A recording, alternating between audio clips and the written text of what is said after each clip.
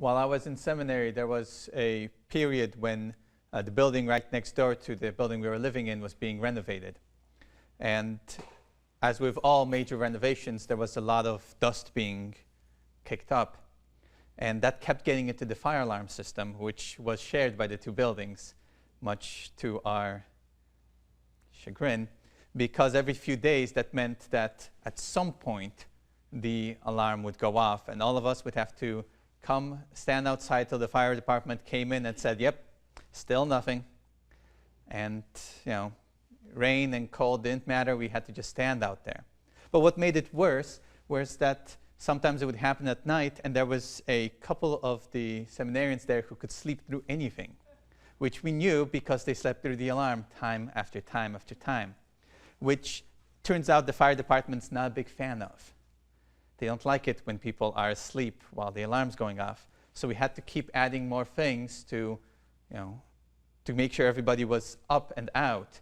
So when the alarm would go off, not only would there be a flashing strobe light and a blaring horn, someone would be running by all the rooms, slamming on the doors, making sure everybody was up.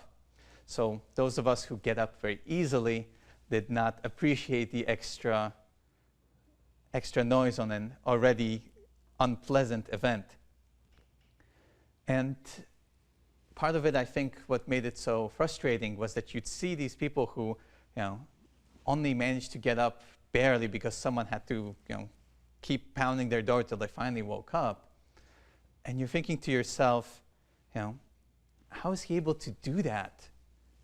I've been up for the last 5 minutes dealing with this noise, and he's barely able to be woken up. And I think that's part of what the disciples were being frustrated with. Not only were they afraid for their lives, but on top of that, there's water splashing, thunder crashing, and Jesus is just asleep. And it was so difficult for them to feel like he just didn't care. Like this didn't matter to them, that they were afraid for their lives. But I think he was trying to show them something. Because the reason Jesus was able to sleep through even that storm was because he had a profound trust in his Father.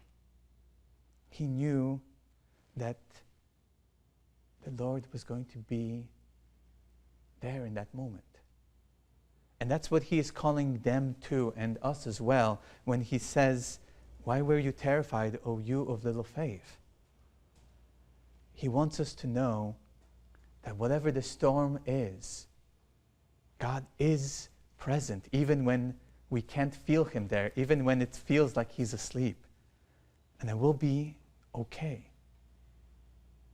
This, of course, is a lot harder in practice than in theory.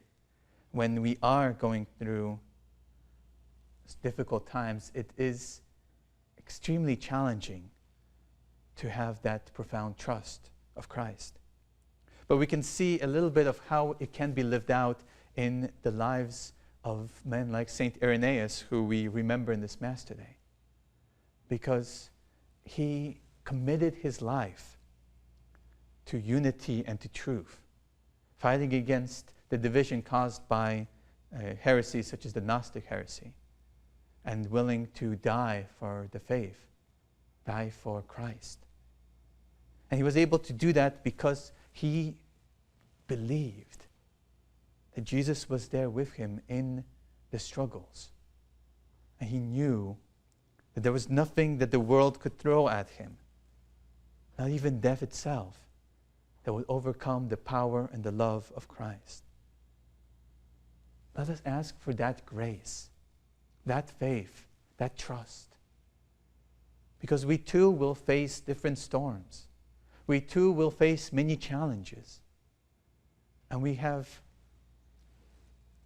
the choice to either try to do it on our own, run around terrified and anxious and trying to fix it all, or to trust that Jesus is there with us.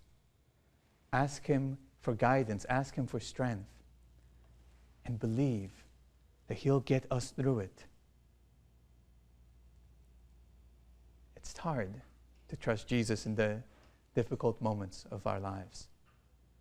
But the more that we can open our hearts to that grace, the more we allow ourselves to be transformed into people who trust, the more peace and joy we'll be able to experience, and the easier those storms will be to bear.